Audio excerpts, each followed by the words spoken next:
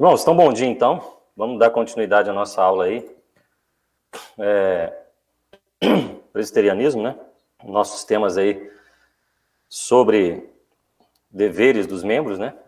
Sobre os direitos, os deveres dos membros da IPB, da Igreja Presbiteriana do Brasil. Eu recomendo você que não assistiu às aulas anteriores que possa voltar e assisti-las, porque nós estamos dando continuidade aqui, né, com essa aula. A gente já falou sobre membros, né? Aqui, membros da IPB, quem são? Começamos a falar sobre os direitos e deveres desses membros, né? Falamos esse primeiro ponto, vamos falar hoje sobre direitos e deveres. Especificamente, vamos tentar avançar, irmãos, aqui sobre se é possível, né, haver o crente ser comunista, né? Se há alinhamento ideológico nisso. Tentar falar sobre bebidas alcoólicas, se der tempo, abortos, contraceptivo e maçonaria. Tá certo, irmãos? Então vamos dar início à nossa aula. Hoje nós vamos revisitar dois incisos do artigo 14 da nossa Constituição sobre deveres dos membros, e aí nisso nós vamos falar sobre o comunismo. Dentro disso, nós vamos falar sobre o tema comunismo e o cristão. Mas a gente vai visitar aqui esses dois dispositivos, essas duas alíneas do artigo 14, né?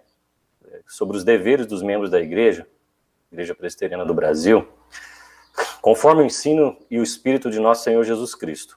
Então a gente lembra lá que na aula passada a gente detalhou essa linha, né? A gente detalhou essa linha aí, que é dever do membro viver de acordo com a doutrina e a prática da Escritura Sagrada, e também é dever do membro honrar e propagar o Evangelho pela vida e pela palavra, né? Viver de acordo com a palavra, a doutrina e a prática da palavra, da Escritura Sagrada, honrar e propagar o Evangelho pela vida e pela palavra. Então, irmãos, o que isso quer dizer agora para dentro de alguns temas que são temas mais sensíveis, né, que nos traz aí a reflexão. Sobre a questão do comunismo, como é que a Igreja Presbiteriana do Brasil vê isso, né? Como é que a nossa igreja enfrenta essa matéria?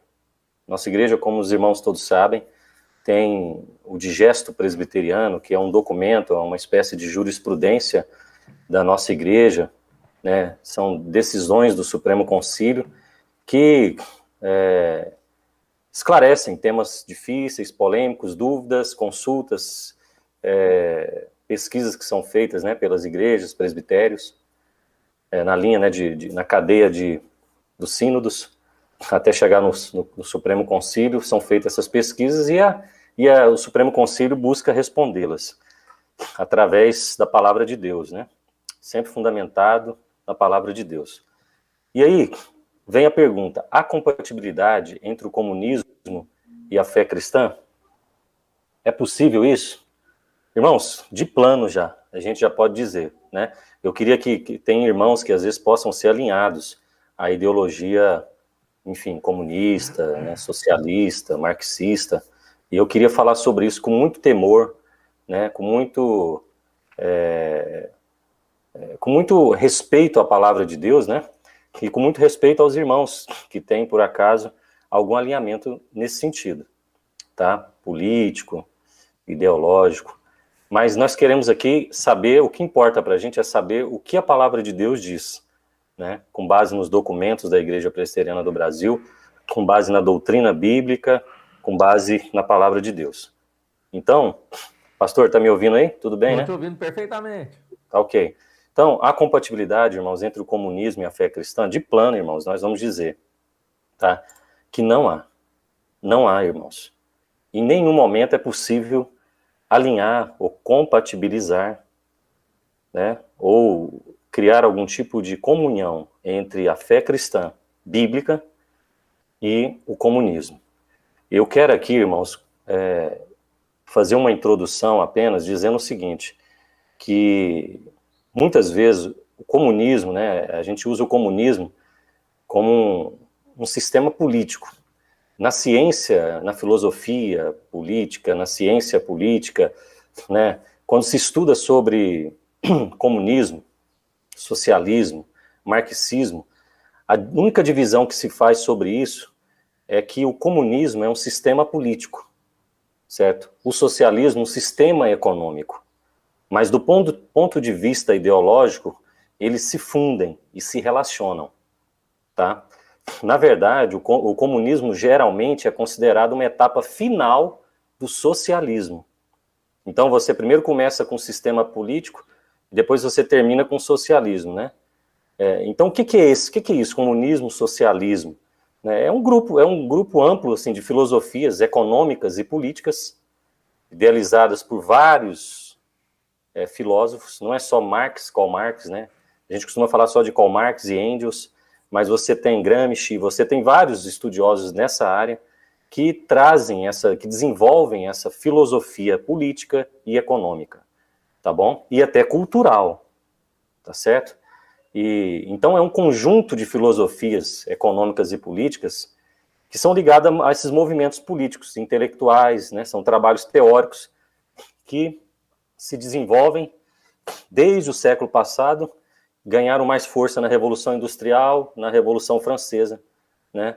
Então, o que a gente pode dizer é que o socialismo seria uma fase prévia, né, na acumulação de recursos para se instalar o comunismo, tá? Então, se você tem a República Comunista da China, você tinha a União Soviética, que tinha um regime, né, na antiga União Soviética, tinha um regime socialista. Você tem até um socialismo, um tipo de socialismo cultural, né, que foi estudado na escola de Frankfurt, na Alemanha.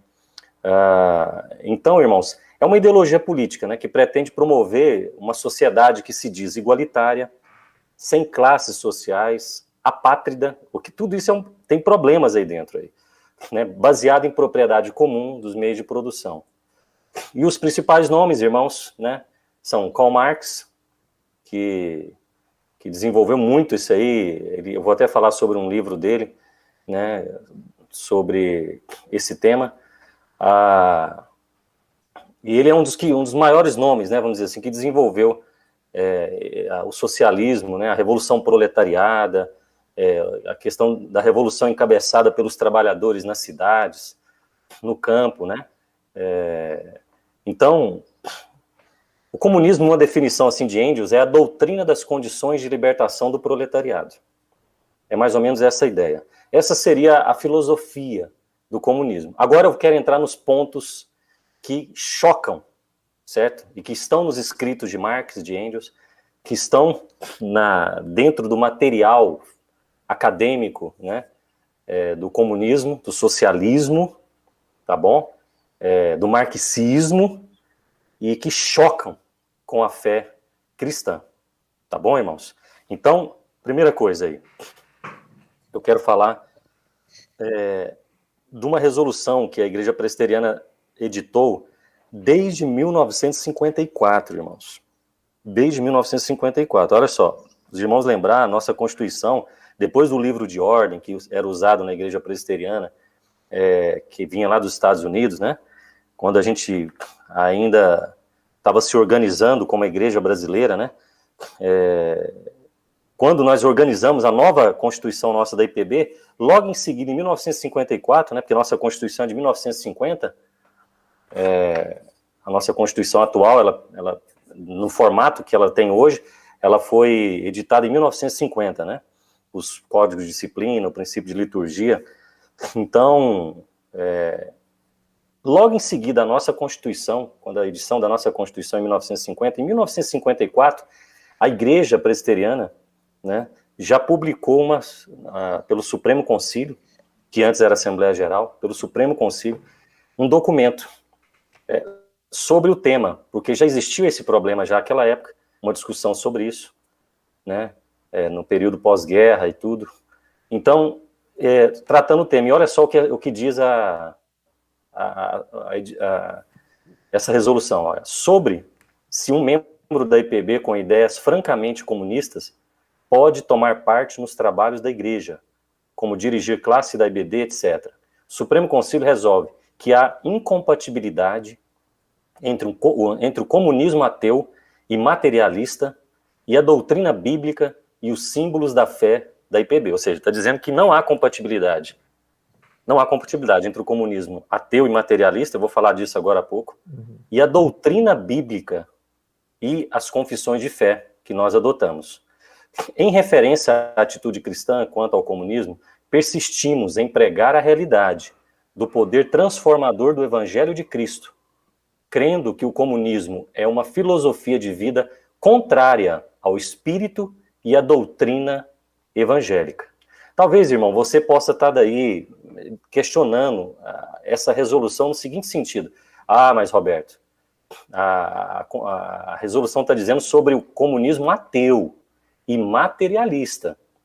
Sim, mas aqui, irmãos, é só para mencionar que o comunismo ele tem um alinhamento com o ateísmo e o materialismo, o ceticismo e a revolução do proletariado necessariamente, né, e nos estudos de Marx, passaria pela queda da família, pela destruição do regime judaico, do sistema cristão, judaico-cristão, né?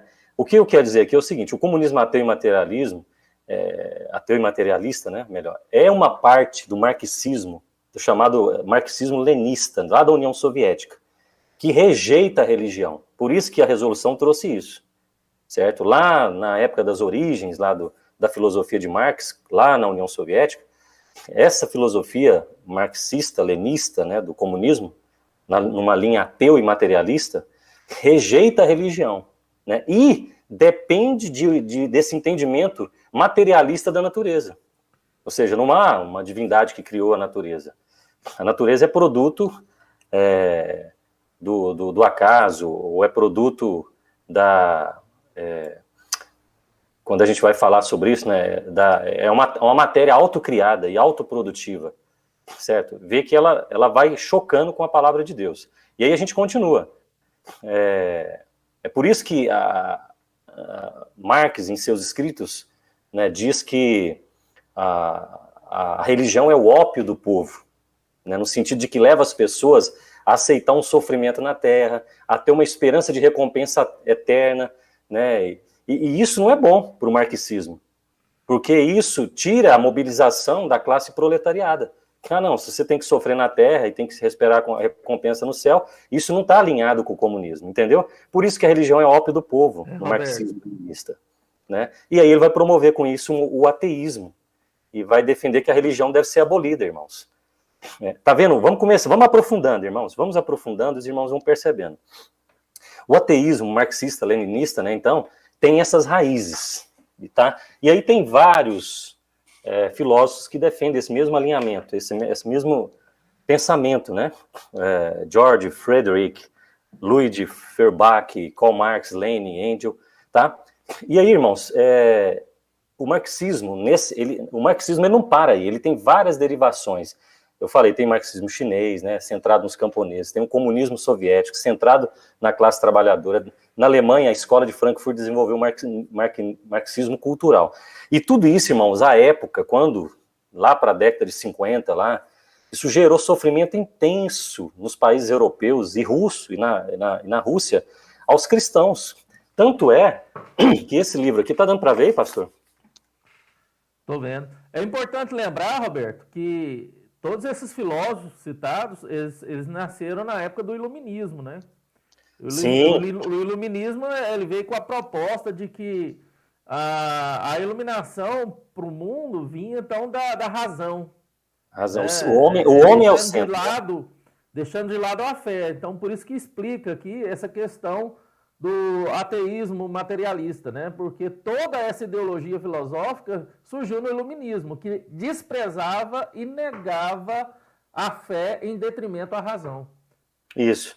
Esse movimento que surgiu no século XVIII, né, o Iluminismo, que o homem é a razão de todas as coisas, a razão e o homem, né? Aí surgem vários filósofos nessa época, inclusive.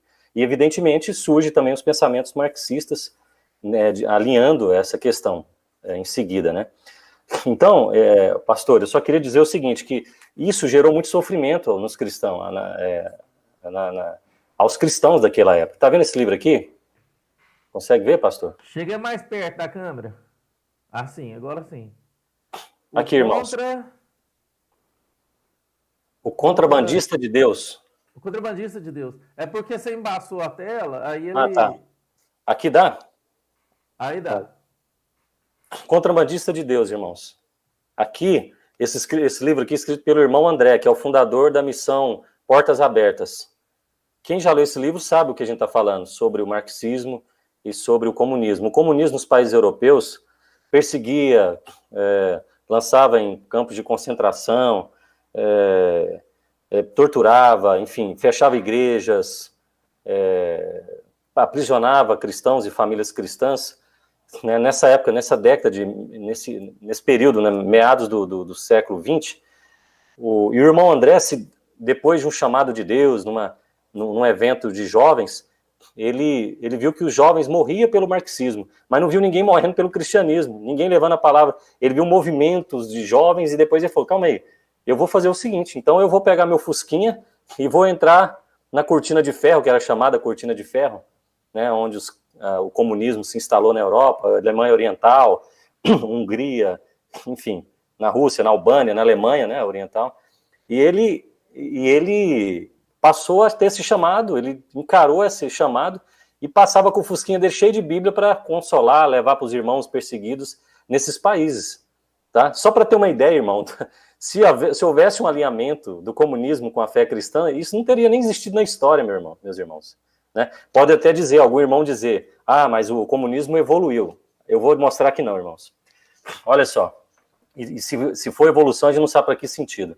Né? Olha esse slide, irmãos, eu quero mostrar algumas citações bibliográficas, que nos permite concluir que Marx era movido por algo muito maior que apenas a luta de classes, tá, irmãos, e economia. Aqui nós temos aqui o Manifesto Comunista de Marx, tá? De Engels, que tem uma obra que é escrita também, ele escreve junto com Marx, na verdade, né? O Manifesto Comunista, Karl Marx e Friedrich Engels. Manifesto Comunista, né? Esse livro, irmãos, ele escancara muito dos pensamentos comunistas, socialistas. E olha só o que a gente encontra nesse livro escrito. Pastor, pode ler para a gente? A família burguesa desvanece-se naturalmente com o desvanecer de seu complemento. E uma e outra desaparecerão com o desaparecimento do capital. Karl Marx, Manifesto Comunista. Olha só, o que o Marx está dizendo aí?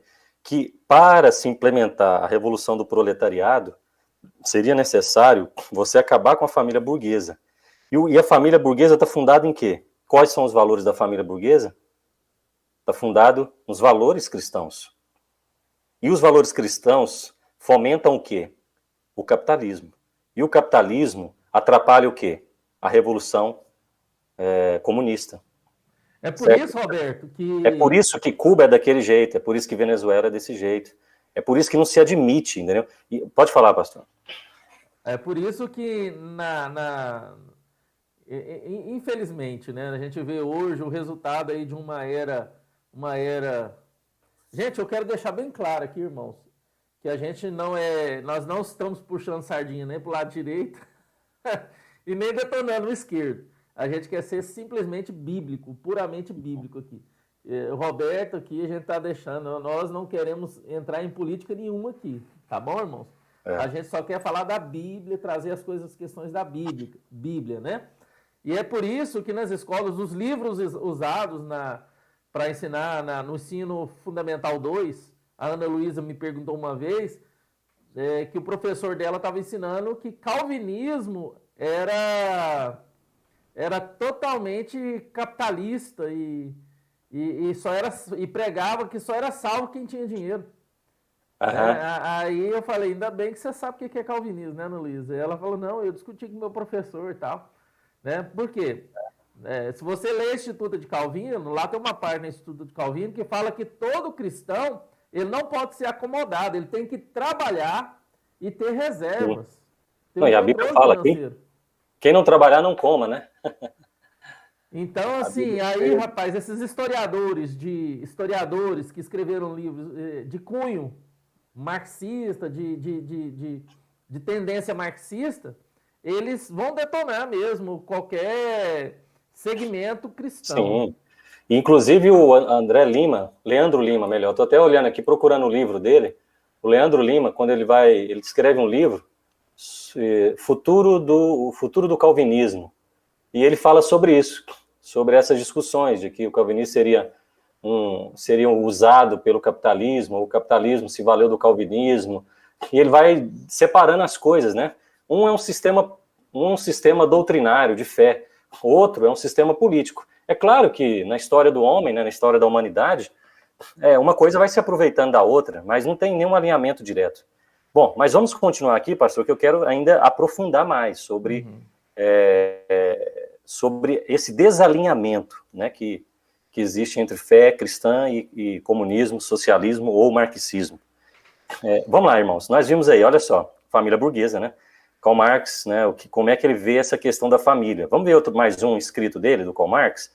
Isso não é um livro dele chamado Crítica da Filosofia do Direito de Engels, tá? Olha só o que ele escreve. A religião é o soluço... Lê para nós, pastor. Lê para nós, por favor. A religião é o soluço, o suspiro da criatura oprimida. O coração de um mundo sem coração. O espírito de um estado de coisas carente de espírito. A religião é o ópio do povo. A abolição da religião enquanto felicidade ilusória do povo é uma exigência que a felicidade real formula. Exigir que renuncie às ilusões acerca da sua situação é exigir que renuncie a uma situação que precisa de ilusões. Karl Marx, Crítica da Filosofia do Direito de Hegel. Irmão, se a religião é ópio do povo, a sua abolição, certo? Se ela atrapalha a revolução proletariada, se ela cria uma esperança do eterno que atrapalha o movimento e a resignação do proletariado, ela tem que ser extinta. Ela tem que ser abolida. Por quê? Porque ela é uma felicidade ilusória, segundo Marx. Tá? Ela não é uma esperança eterna de um Cristo ressurreto, de um Cristo que redime vidas, que restaura pessoas, que restaura a vida, que veio para salvar o homem dos seus pecados. Não, ela é ilusória do povo. E é uma exigência que a felicidade real formula. Ou seja, a felicidade real formula qual a exigência? De abolir a religião, porque ela é uma felicidade ilusória. Tá vendo, irmãos? Então, exigir que renuncie às ilusões acerca de sua situação é exigir que se renuncie a uma situação que precisa de ilusões. Então, você tem que renunciar a essas coisas. Para Marx e Engels, você precisa acabar com essa felicidade ilusória, certo? Você tem que renunciar a isso aí, porque isso tudo é ilusão. Porque para que o sistema comunista seja instalado, você não tem uma fé, você não tem um Deus, a não ser o próprio Estado, que nós não poderíamos falar daqui a pouco. O Estado pode se tornar um Deus, né? Apesar de ele falar que, na verdade, o Estado é a comunhão da coletividade dos trabalhadores. No final, a gente sabe o que é. E eu vou mostrar aqui, irmãos, mais adiante. Mais um escrito, irmão, de Marx. Pastor, se quiser ler para a gente. Ô Roberto, surgiu uma situação aqui de emergência com o irmão da igreja. Eu posso atender ele enquanto você dá sua aula? Pode sim, pastor. Eu vou continuar com os irmãos, então. Vai lá, pastor. Deus abençoe. Irmãos, então, hoje, continua escrevendo aqui Marx, né? Hoje, depois de tantas e tantas décadas de crise da família monogâmica burguesa, podemos postular que não haverá monogamia no comunismo, porque nele não haverá patriarcalismo. Superada a propriedade privada, a máxima realização afetiva dos indivíduos implicará relações livres entre iguais. E, possivelmente, liberta dos constrangimentos da sociedade de classes, a homossexualidade será apenas mais uma forma de os humanos se amarem.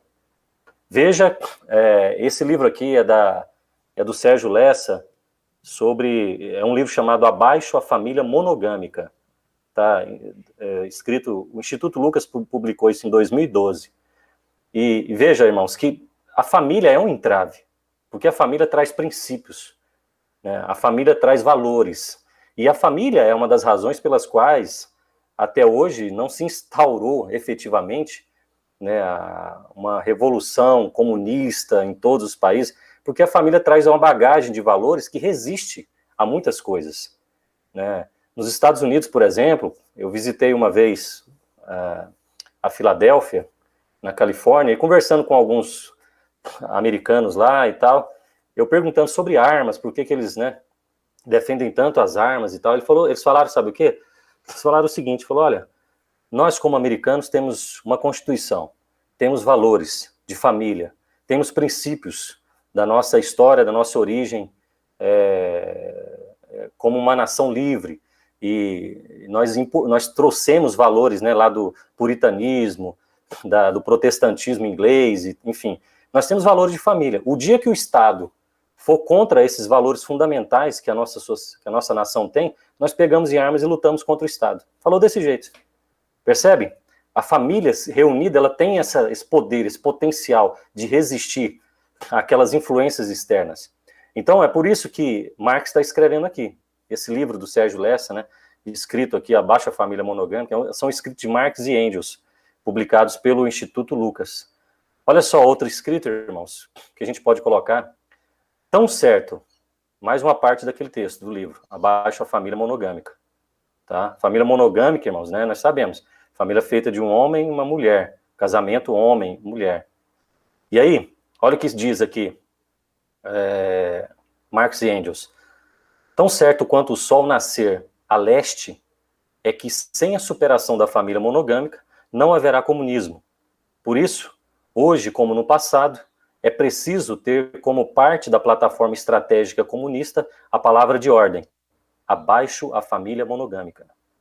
Irmãos, eu lendo essas coisas, né, inclusive os americanos gostam muito de estudar isso também, lê muito isso, tem até aspecto científico mesmo sobre isso, até a parte da questão da teologia cristã reformada, eles escrevem sobre essas questões envolvendo Marx e Engels e seus pensamentos, né, dentro do marxismo e do comunismo, socialismo, e a gente percebe claramente que não há como compatibilizar, como alinhar, como dizer que há algum tipo de comunhão, porque, veja, se fosse apenas aspectos políticos, né, talvez filosóficos no campo acadêmico, mas não, ele atinge diretamente os valores mais fundamentais. O socialismo, o comunismo, para ser implantado, segundo esses filósofos, esses pensadores, exige necessariamente que a família seja destruída ou seja reinventada, né, dentro de um novo sistema, não monogâmico, não a família nos moldes que a gente conhece, que a religião é um soluço, é um suspiro da criatura oprimida, né, é o ópio do povo. Então, quer dizer, ele vai destruindo tudo aquilo que a Bíblia fala que é importante para a vida humana, né? A família, inclusive, na Bíblia, que tem até um aspecto da trindade, né, que é tratado assim na Bíblia, e a gente, e você pega isso, joga tudo isso fora, e a gente quer dizer que há algum alinhamento entre a fé cristã e o comunismo e o socialismo. Eu acho difícil, irmãos, acho muito difícil. E aí, irmãos, observe só,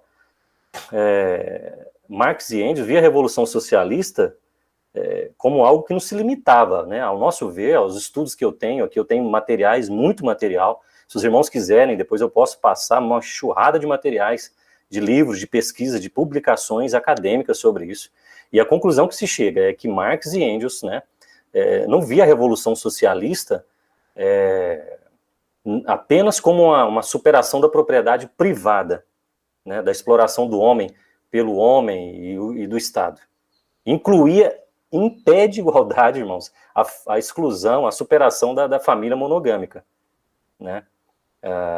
Tinha que destruir a família, o regime burguês fundado na sociedade, nos valores judaico-cristãos, tinha que ser derrubado também. E a razão disso aí é que o que o Marx e Engels dizia é que o patriarcalismo, né, esse sistema de patriarcalismo, de pai, mãe, é fundado na propriedade privada.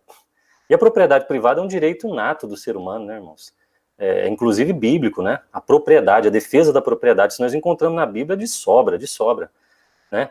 Então, na verdade, quando o marxismo e o socialismo viram que não conseguiria implantar a proletariado, a revolução comunista, né, nos estados assim tão facilmente, que ao contrário, a história mostrou que os estados comunistas vieram a falir, né,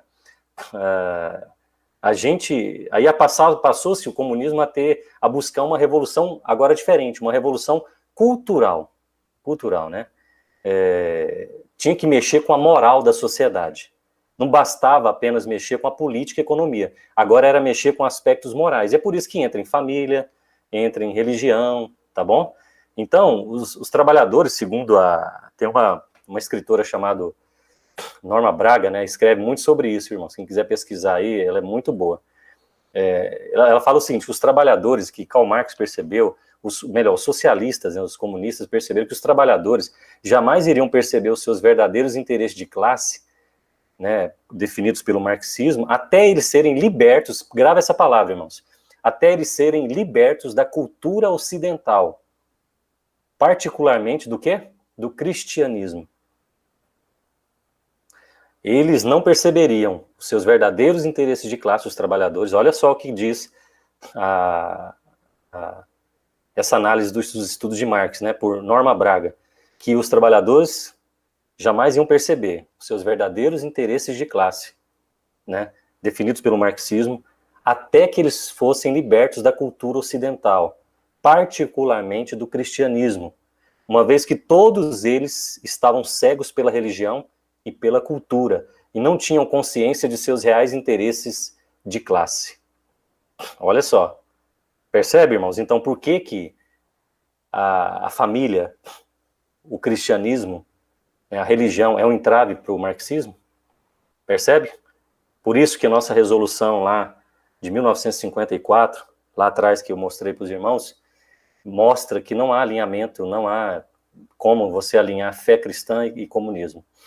Né? E eu vou dizer, não apenas o comunismo ateu e materialista, mas todo tipo de comunismo, porque ele esbarra sempre nessa questão. Pode até ser que os comunismos modernos aqui da América Latina, não, deixa a religião ali, né? Quem lembra, né,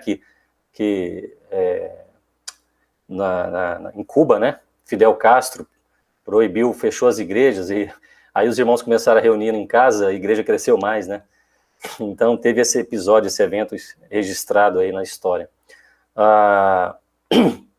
E aí, irmãos, Gramsci vai escrever muito sobre isso, agora no nosso século passado, né? Ele vai falar sobre o moderno príncipe. Ele diz assim: o moderno príncipe desenvolve-se, subverte todo o sistema de relações intelectuais e morais, enfim. Escreve um livro sobre isso, né? E o príncipe é o Estado, nesse caso, né? Toma consciência da divindade, a consciência dos homens.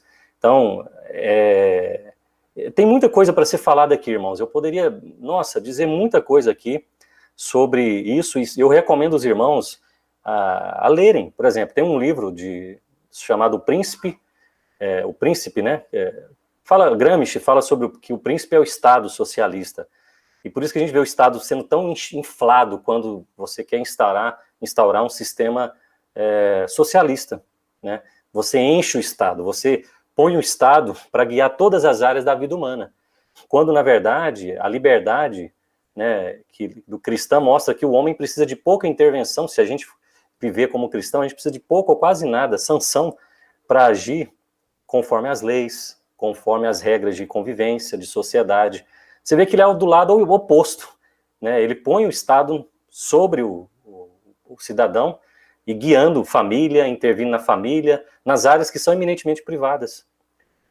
Bom, então essa questão da moralidade política do marxismo, vocês podem encontrar num livro da Norma Braga chamado A Nova Moralidade, tá? Por isso que é daí que nasce, irmãos, a nova moralidade politicamente correta, né? Que recupera esse dualismo de classes. Pode perceber, irmãos, percebam o que a gente está dizendo, irmãos, com muito temor e tremor, com muito cuidado e zelo ao irmão que tem aí um alinhamento, às vezes, ideológico, político, talvez, né, com isso. Olha só, irmãos, nessa nova moralidade que o marxismo, né, gera, ele traz essa ideia de politicamente correto, porque é a luta de classe, é o opressor versus o oprimido, né, e expande isso aí. E aí acaba decidindo de antemão quem é culpado e quem é vítima. né? Quem oprime, quem é oprimido. E o esquema é o seguinte, é assim, ó, os pobres são oprimidos pelos ricos, os negros são oprimidos pelos brancos, as mulheres são oprimidas pelos homens, os filhos são oprimidos pelos pais, os homossexuais são oprimidos pelos heterossexuais. Então você cria um discurso de vítima. Uma classe sempre ocupada e a outra é sempre vítima. E isso, irmãos, não é bíblico, né? Deus fez todos nós como seres humanos iguais, né, em dignidade, em valor, mas diferentes em funções. Por isso que Deus fez homem, fez mulher. E aqui daria uma imensidão de assuntos para a gente conversar, mas a gente pega e cria uma guerra entre seres humanos, né? E isso não é bíblico, né? Isso não é bíblico, irmãos. E foi o que aconteceu, né? E às vezes a gente viu acontecer no nosso país mesmo, muitas vezes. Então, irmãos, isso tudo ficou conhecido como marxismo cultural, né? É o politicamente correto. Volto a dizer, irmãos, não me parece que Marx e seus seguidores estavam preocupados apenas com a situação dos trabalhadores, tá? E a política do lucro. Vai muito além disso, né? Então, eu só quero agora concluir, irmãos, essa parte, mostrando para os irmãos que, na verdade, no fundo, o marxismo tem, ele cria uma espécie de redenção das pessoas através do Estado socialista. E quem pode redimir o homem? É o Estado ou é Deus? Uma pergunta que eu deixo para os irmãos. E aí eu quero trazer aqui para vocês, para finalizar essa questão, essa nossa conversa sobre o Estado, sobre comunismo e a fé cristã, eu quero trazer uns escritos aqui, uns trechos do livro da Nancy Pearcey, um livro chamado Verdade Absoluta, tá? Que ela faz uma comparação entre o marxismo, né, e a criação, a queda e a redenção, tá bom? Esse livro aí, irmãos, ó, Verdade Absoluta, tá? Prefácio de Philip Johnson. A Nancy Pearcey é um discípulo do Francis Schaeffer. E olha só o que ela fala, ó. Qual é o correlativo do marxismo para a criação? Lembra daqueles 3 sistemas que nós usamos na nossa teologia para definir toda a nossa jornada como cristãos, né? Lá da criação no Éden, a queda do homem e a redenção em Cristo. Pois é, a Nancy Pearcey, ela faz uma relação muito interessante, muito apropriada sobre isso no marxismo, nos pensamentos de Marx. Olha, qual é o correlativo do marxismo para a criação? A origem suprema de tudo. E ela chega à conclusão, e é conforme a gente falou, irmãos, a matéria autocriada e autoprodutiva. Os irmãos lembram que a gente falou lá sobre o ateísmo, o comunismo ateu e materialista? Pois é, o marxismo ele não vê a criação sob uma ordem espiritual, transcendental de Deus. Não vê, né? Como toda ciência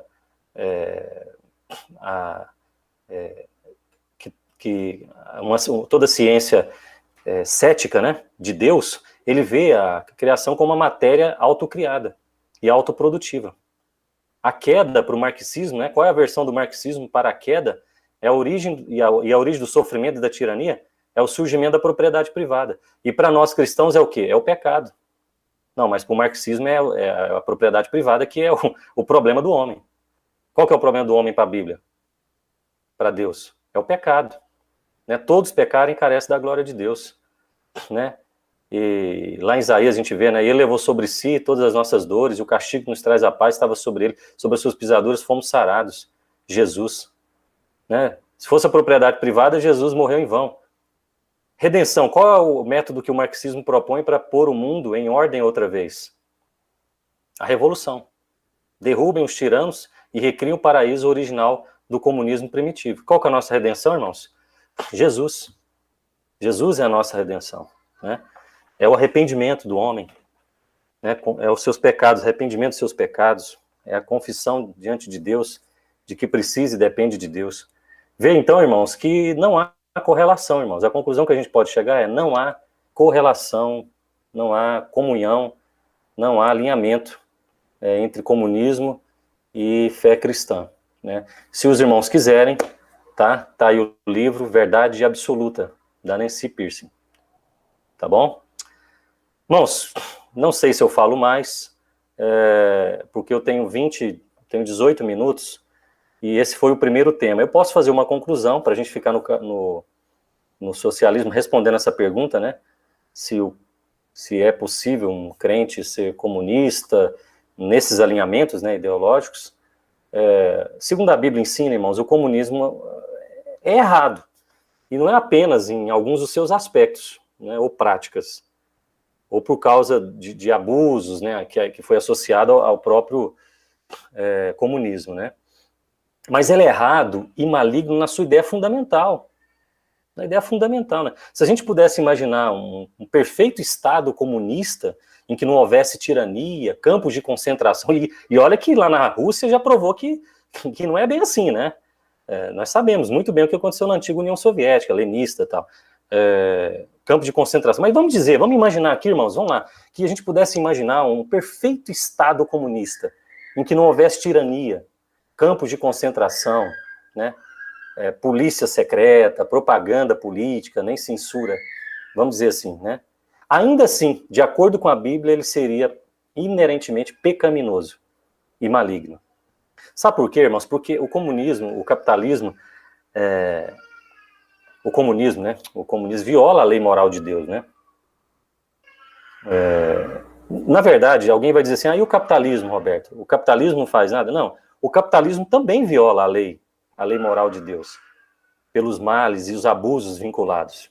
Não é só o regime socialista, a gente reconhecemos o capitalismo que gera um estrago, o consumismo, né, a destruição da natureza, enfim, são tudo mandatos que Deus nos deu para cumprir e está sendo feito o oposto. Mas o comunismo viola a lei moral de Deus, irmãos, na sua própria natureza e na ideia fundamental da lei moral de Deus. Quando a gente fala sobre amarás a Deus acima de todas as coisas e ao próximo como a si mesmo. Você pega aqui, ó, o próximo como a si mesmo. Então o socialismo vai respeitar isso, porque nós vamos ser uma coletividade. Mas e amar a Deus acima de todas as coisas? Quando o próprio comunismo nega a Deus. Percebe, então, que a gente vai esbarrando? Então, por exemplo, o princípio do comunismo, se é a posse coletiva da propriedade, né, pelo Estado, isso vai pressupor que a posse particular do indivíduo é um mal, que só pode ser tolerado numa pequena escala, por exemplo, né? Isso é contrário à Bíblia, que ensina que a propriedade privada é um direito dado por Deus. O ser humano individual, portador da imagem de Deus, ele deve ter o direito à propriedade privada, à aquisição da riqueza, né? Se for para preservar a sua personalidade, o propósito que Deus criou aquilo, para glorificar a Deus com aquilo, né? Então a imagem do homem, a imagem de Deus no homem abrange essa implicação de que o homem deve ter o domínio sobre a terra, né? E se vocês quiserem ver lá em Gênesis, está lá em Gênesis 1, 27 e 28, né? Mas o homem, meus irmãos, é essencialmente um indivíduo, com alma, com consciência individual, com competência, com habilidades individuais, com esperança, com desejos individuais.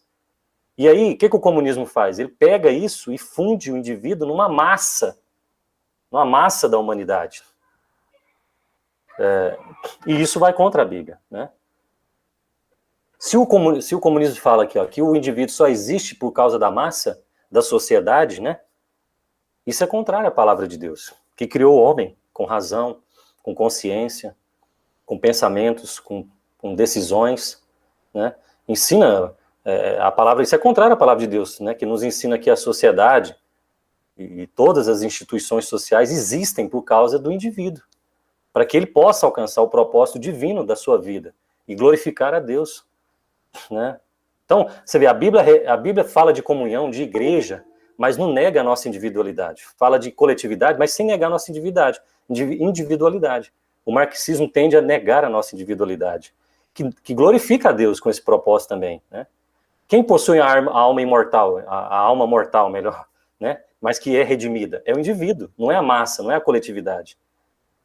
Uma consciência, uma capacidade para adorar, para ter comunhão com Deus, é a massa ou é o indivíduo? Estão percebendo, irmãos? O problema onde se encontra? Então essas coisas vão afastando, né? Vão tirando essa possibilidade da gente encontrar uma coerência entre o comunismo e a Bíblia. Então qualquer sistema que vai considerar que o ser humano, né, qualquer sistema que considera o ser humano individual sem importância, ou diminui ele a uma massa, né, em razão de um discurso de bem-estar da sociedade, isso é errado e é anticristão. E isso vai se aplicar à propriedade coletiva, né, compulsória, que cada um vai ter o mês tanto e tal, e vai subverter a individualidade e a personalidade humana. Então, isso, irmãos, não está de acordo com a palavra de Deus. E eu não sei se eu posso continuar falando mais, né? A gente poderia entrar em várias outras questões, mas eu queria deixar isso aí, irmãos. Deixar essa palavra para os irmãos e dizer que nós não poderíamos encontrar uma consonância, uma harmonia entre a fé cristã e o comunismo. É por isso que a nossa igreja presbiteriana, ela tem uma resolução muito clara sobre isso, né? E a gente viu aí, a resolução,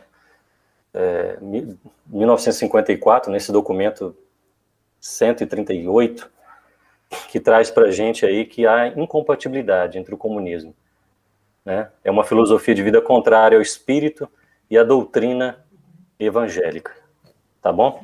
Os irmãos que quiserem caminhar mais, podem encontrar na Bíblia também muito sobre isso. Eu vou terminando a aula aqui. Roberto, os irmãos vão poder... Sim, pastor.